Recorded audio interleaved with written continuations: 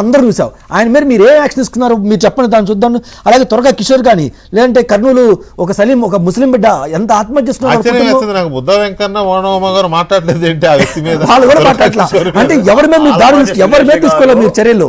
672 పేజీల విధ్వంసం పుస్తకం రాశారు. ఆ ఆవిష్కరణ సభకు బాబు గారు, పవన్ కళ్యాణ్ గారు మేము వెళ్ళి మాట్లాడాం. తెలుసు కాదు, ఇప్పుడు వీళ్ళు అన్నట్టు ఏంటన్నా, వైసీపీ హయాంలో 100% 100 దాడులు జరిగితే మా హయాంలో 50% దాడులు జరుగుతున్నాయి అంటే మా జీవిరెడ్డి అనడం జరుగుతుంది. అయితే వాళ్ళకి 100 దాడులు జరిగినాయి కాబట్టి వాళ్ళకి 11 ఇచ్చారు, మీకు కొంచెం 50 దాడులు జరుగుతుంది కాబట్టి రేపొద్దు మీకు 22 సీట్లు ఇవ్వాలి ప్రజలు. అది మీరు అర్థం చేసుకోండి అన్న. ఇప్పుడు వీళ్ళు ఎవరు కూడా నేను చెప్పిన పాయింట్ ఇంక్లూడింగ్ మీరు కూడా వెంకటేశ్వర అర్థం చేసుకోలేదు. కొద్దిగా గొప్ప వారు మన మురళి గారు అర్థం చేసుకుంటారు. మీకు చిన్న ఎంతసేపు చెప్పినా అర్థం కాకపోతే ఏం చేస్తాం, దీన్ని డిబేట్ని కులాల పరంగానో ప్రాంతాల పరంగానో మతాల పరంగా డైవర్ట్ చేయొద్దు. ఇందాక వారు వెంకటకృష్ణ గారు చెప్పినట్టు బాలకోట గారు, ప్రతి కులంలో ప్రతి మతంలో ప్రతి ప్రాంతంలో నేరస్తులు ఉంటారు. చెప్తాను, ఏదో వల్నరబుల్ సంఘటన జరిగింది, నేరస్తుడి కులం ఉండదు, విక్టిమ్ కూడా కులం ఉండదు అంటారు. కేవలం దళితులు కాబట్టి వల్నరబుల్గా ఉండదని ఆ రోజులు పోయినాయి. గతంలో లేదా అంటే ఉన్నవి, ఇప్పుడు ఆ పరిస్థితి లేదు. ఎవరు దళితులు కాదు, ఎవరు అగ్రకులాలు కాదు, ఎవరు లేదు. సమాజంలో బాధితులు అరాచకం చేశారు. ఇప్పుడు ఆ పరిస్థితి లేదు. బాధకోట గారు మీరు కొత్తగా మళ్ళీ క్రియేట్ చేయడానికి ట్రై చేయొద్దు. నేను చెప్తున్నాను, కాదు జీవిరెడ్డి గారు, మీరు కులాలు లేవు అంటారు. ఉందా కులాలు? ఉండకూడదండి. కులాల వేరు, కులాల మధ్యలో చెప్తాను. నేను భయపడాలి. రెడ్డి కావటం వల్లనే జవహర్ బాబు మీద దాడి జరిగింది. నేను అనేది అది. జవహర్ బాబు రెడ్డి అయితే జరిగేది కాదండి. జవహర్ బాబు రెడ్డి కాదు. నేను చెప్తా ఆనంద్, నేను కమ్మ సామాజిక వర్గానికి చెందిన సోదరుని. నేను చెప్తా వినండి, మీకు నర్సాపేట ఐడియా ఉందా? నర్సాపేటలో అనూష అనే ఒక మహిళ మీద, ఒక దళిత సోదరి కాదు, ఇంకొక సోదరు కాదు, కమ్మ సామాజిక వర్గంలో ఒక అనూష మీద, ఒక చదువుకునే అమ్మాయి మీద ఒక రెడ్డి కులస్తుడు నేను నిన్ను ప్రేమిస్తున్నాను, నన్ను ప్రేమించమంటే ఆమె నేను ప్రేమించిన బాబు నాకు ఇవన్నీ వద్దంటే ఆమెను చంపేశారు. ఇంతవరకు అనూషకి న్యాయం జరగలా. దయచేసి బాలకోట గారు నాకు నచ్చట్లేదండి. ప్రజల మీద, ఉద్యోగుల మీద, అధికారుల మీద, కార్మికుల మీద జరుగుతున్న దాడులకు సంబంధించి చర్చ ఇది. దయచేసి ఇక్కడ దయచేసి దీని కులాల ఇది అడ్డుకట్టుకోవద్దు. ఒక్క మాట వినండి సార్, దయచేసి మీకు ఆ సింపతి లేకపోతే మీకు ఆ భావజాలం ఉంటది కాబట్టి మీరు అలా మాట్లాడతారు, తప్పలేదు, నేను కాదన్ను. అబ్దుల్ సలాం గురించి కూడా మీరే మాట్లాడారు, ఆయన దళితుడు కాదు కదా. అందువల్ల మైనార్టీయే, ముస్లిం నాకు తెలుసు. కాబట్టి బాధితుడే, కులం లేదు. బాధ పెట్టేవాడే, కులం లేదు. ఇక్కడ కులాల వారీగా అది సామాజిక పరమైన వేరే ఉండొచ్చు. వెరీ అన్ఫార్చునేట్ ఇలాంటి అంటే ఆంధ్రప్రదేశ్ అంటేనే ఈ దరిద్రం. నేను చెప్తాను ఒక నిమిషం, నేను కంక్లూడ్ చేస్తాను. Very unfortunate. వేరే సోషల్ కన్సర్న్ ఉండదు. కేవలం వీళ్ళు కాబట్టి జరుగుతున్నది, కేవలం వీళ్ళు కాబట్టి అనేది ఇది పూర్తిగా రాంగ్ నోషన్.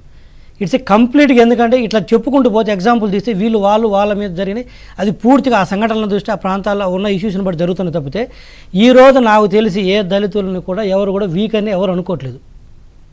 వీళ్ళు తక్కువ, వీళ్ళు ఎక్కువ అనేది ఆ సొసైటీలో దాదాపు చాలా కాలం క్రితం పోయింది.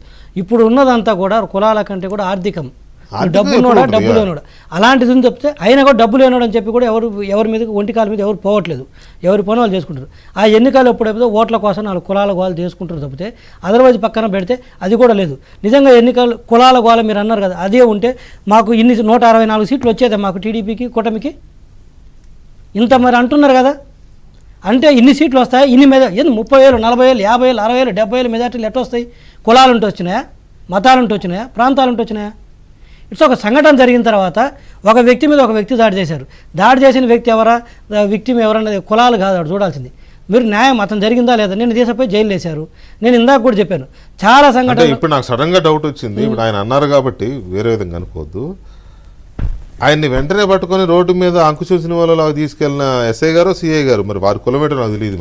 ఎందుకు పట్టించుకుంటూ ఆయన బాధ్యత ఆ టైంకి వీడు తప్పు చేశాడు అనిపించింది, ఇచ్చుకెళ్ళాడు అంతే. అదే అయి ఉండొచ్చండి. ఎంతమంది ఎదురు తిరగట్లేదు, ఎంతమంది పోలీసులు తీసుకెళ్తున్నారు. అరే మీకు అర్థం కాదు బాలకోట, మీరు ఒక యాంగిల్లోనే ఆలోచిస్తున్నారు. కొంచెం మీరు కూడా మీరు ఇంటలెక్చువల్, మంచి ప్రజా స్పృహ ఉంది, సామాజిక స్పృహ ఉంది, కానీ ఒక మోసం నుంచి కొన్ని సందర్భాల్లో బయటికి రావాలి. నేను చెప్తాను కృష్ణ, వాడు నిందితుడు తప్పు చేశాడనే ఎస్ఐ గారు, సిఐ గారు, whoever తీసుకెళ్లారు. మీరు అన్నట్టు సోకాల్డ్ అయి ఉంటే ఎదురు రాకూడదు కదా, కొట్టుకుంటూ తీసుకెళ్ళకూడదు కదా. అవును, మరి ఏమైంది? ఆ ఎడ్జి ఎదురు తిరిగిన కూడా ఆగలేదు కదా, అవును, కొట్టుకుంటూ తీసుకెళ్లారు కదా. మరి సో ఇక్కడ పార్టీలో అది కాదు, మీరు చిన్న గ్యాప్ మర్చిపోతున్నారు. దయచేసి బాలకోట గారికి మళ్ళీ చెప్తున్నాను, ఇక్కడే కాదు ఎక్కడ కూడా దయచేసి రాష్ట్రంలో కుల ప్రస్తావన తేకపోతే అంత మంచిది. మీరు ఇంకా ఓపెన్ అయి చెప్తున్నాను, మీరు ఇలా ప్రతిసారి మేమే తక్కువ తక్కువ తక్కువ అనుకుంటే లేని గుర్తు చేస్తున్నట్టు అవుతుంది. మీరే ఇంకా ఆర్థిక పరంగా ఓకే, డెఫినెట్ గా అది మనం నేనేమంటే ఇక్కడ అది టాపిక్ ఇక్కడ కాదు, సబ్జెక్ట్ కాదు, అది తక్కువ చేసుకోవద్దు, ఎవరిని ఎవరు తక్కువ చేసుకోవద్దు, మనకై మనల్ని. కానీ ఒకటైతే జీవి కొన్ని వర్గాలు ఉద్యోగులకి లేకపోతే అధికారులకి, కులాలకు అతీతంగా ప్రజలకి, కులాలకు అతీతంగా కదా భద్రత అనేది ఎందుకో ఇంకా కలగట్లే. నేను అదే ఆ పాయింట్కి వస్తాను. ఇప్పుడు ఇందాక చిన్న పాయింట్ మీరు మర్చిపోతుండ్రు. ఇప్పుడు కంచె చేను మేస్తే అని ఒక పాయింట్ చెప్పాను.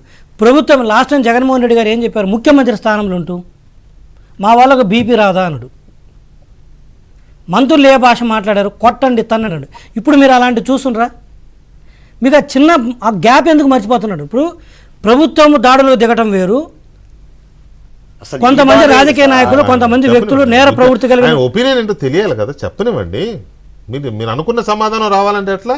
మీ బాధ మీరు చెప్పారు, ఆయన ఆలోచన. ప్రభుత్వమే దాడులు దిగటం వేరు, సమాజంలో కొంతమంది నేర ప్రవృత్తి కలిగినటువంటి వ్యక్తులు ఎంత ఏరేసిన కూడా కలుపు మొక్కలు. ఇప్పుడు ఏం బాలకోట గారు మీ వ్యవసాయం తెలుసు, ఎన్ని కలుపు మొక్కలు ఏరేసినా కూడా కొత్త కలుపు రాదా మీకు? మీరేమంటారు? మీరు ఏరేయలేదంట. అరే కొత్త కలుపు వస్తుందా నేనంటాను. వచ్చిన కాడికి ఏరుతున్నాం కదా, నువ్వు పంట తగలబెట్టమంటుండే ఆయన చెప్పేది. మీరు చెప్పేది, మీరు అడిగేది ఎలా ఉందంటే 4 కలుపు మొక్కలు ఉంటే పంట మొత్తం తగలబెట్టమన్నట్టు ఉంది మీ ఆవేశాలు. చేద్దామా? పంట తగలబెడదామా? ఇప్పుడు వయసు వచ్చిన తర్వాత, నేను ఒక్క నిమిషం అమ్మా, వయసు వచ్చిన తర్వాత మనము చర్చల్లో కూర్చొని మాట్లాడేటప్పుడు ఎకో సిస్టాన్ని జాగ్రత్తగా డిస్టర్బ్ చేయకుండా మాట్లాడుకోవాలి. మనం ప్రోగ్రెసివ్లో పోతూ మళ్ళీ ఎనికిపోతూ మనల్ని మనం తక్కువ చేసుకుంటూ 4 కలుపు మొక్కలు ఉన్నాయి కదా అని చెప్పేసి మొత్తాన్ని తగలబెట్టుకోమంటామా? దానికి ఒక సిస్టమ్ అనేది ఎందుకు పెట్టుకున్నది? మరి చట్టాలు అందుకే కదా టీడీపీకి వైఎస్ఆర్సీపీకి తేడా అనేది. సో ఇవన్నీ కూడా గమనించుకున్న సిస్టాన్ని ఇందులో వెంకటకృష్ణ గారు, నేను మళ్ళీ చెప్తున్నాను, కొన్ని మా ప్రభుత్వంలో చర్యలు తీసుకోవట్లేదు ఒప్పుకుంటాను. బట్ తీసుకున్న చర్యల గురించి మాట్లాడటం లేదే. ఎప్పుడు కూడా నిన్న